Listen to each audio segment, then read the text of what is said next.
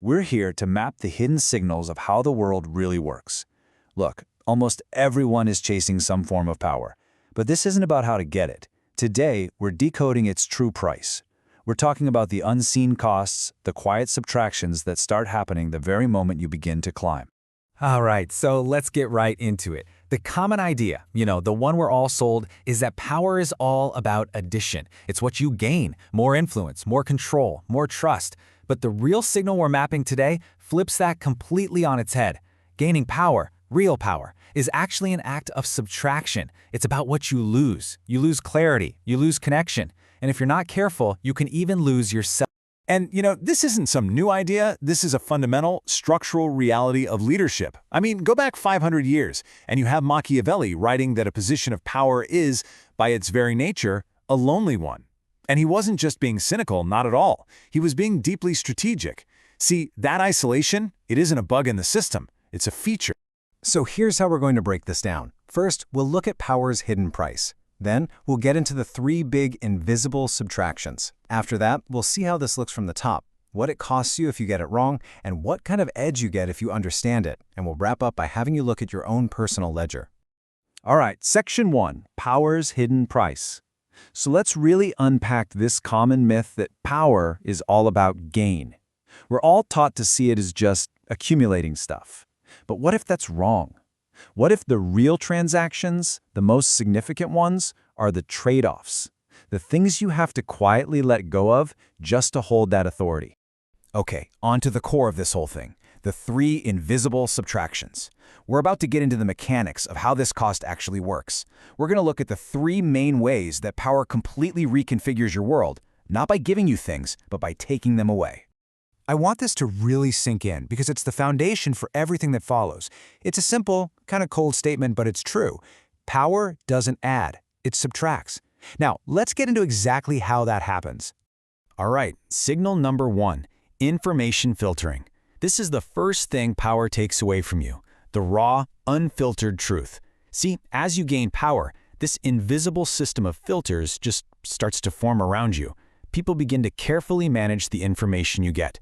They'll soften the bad news, they'll pump up the good news, and they'll delay telling you anything that might create friction. Before you know it, you're operating with an edited, polished version of reality. And this isn't just a theory. A professor at Stanford, Pfeffer, he's studied this stuff for years, and his work makes it really clear. This bubble, this insulation, it's not a personal failing on your part. It's a systemic feature of power itself. The very structure of a hierarchy pretty much guarantees that the leader is the last one to hear the whole truth. It's your own power that builds the very walls that block your view. Okay, the second subtraction, strategic detachment. This one's about the loss of belonging. And here's the paradox. To lead a group well, you can't actually be one of them, not completely. That closeness, that easy familiarity, it starts to erode the very authority you need to make the tough calls.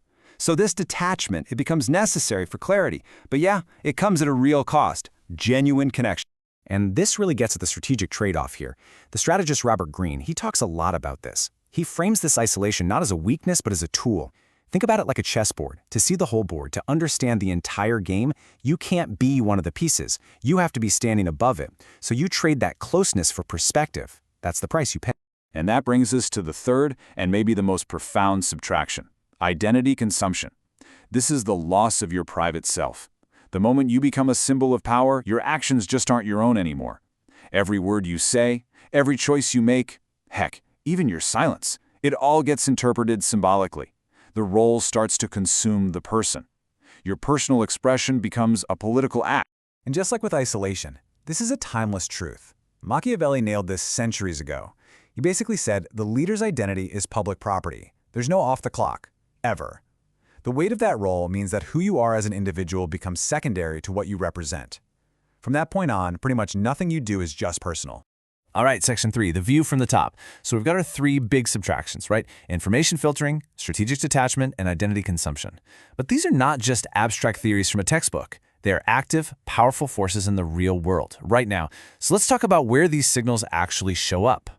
And once you know what to look for, you really do see it everywhere. You see it in the boardroom, right? That classic good news only meeting where every report has been polished and any real dissent has been smoothed over.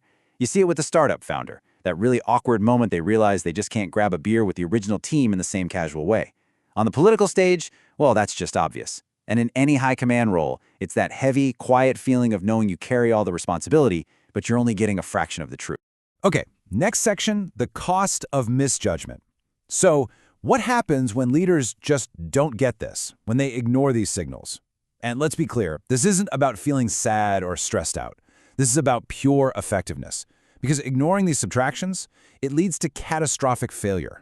This table really lays out the chain reaction of failure. It's incredibly predictable. So look at the first one. You ignore the information filters. What happens? Well, reality shows up way too late. And the result? You make huge catastrophic miscalculations.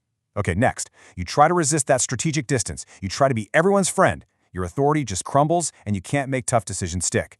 And finally, you confuse your role with your real self. Your actions become unpredictable, erratic, and boom, you lose all trust and legitimacy.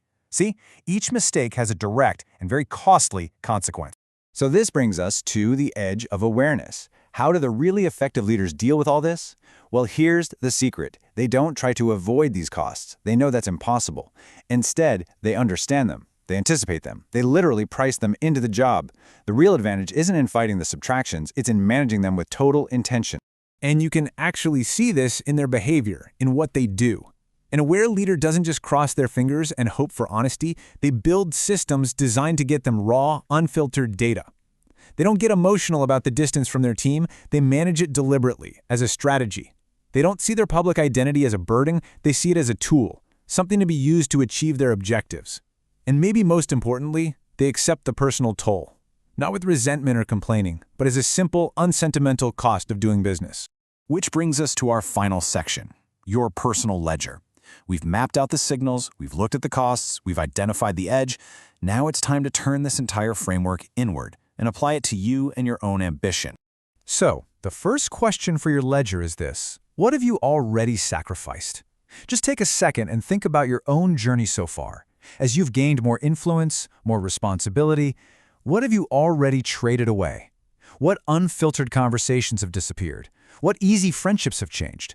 What personal freedoms have you quietly given up, maybe without even realizing it at the time? Okay, now let's look forward. The second question, what are you unwilling to give up? What is your absolute non-negotiable? Is there a specific connection, a core piece of your identity, a channel of honest feedback that you are completely, totally unwilling to lose? Because knowing your own red lines, that in itself is a huge strategic advantage. And finally, the last and maybe most important question for your ledger. As you aim for that next level, that next big goal, just understand this: it will come with a price. It is going to subtract something from your life. So the only real questions left are, what will it be, and are you willing to pay?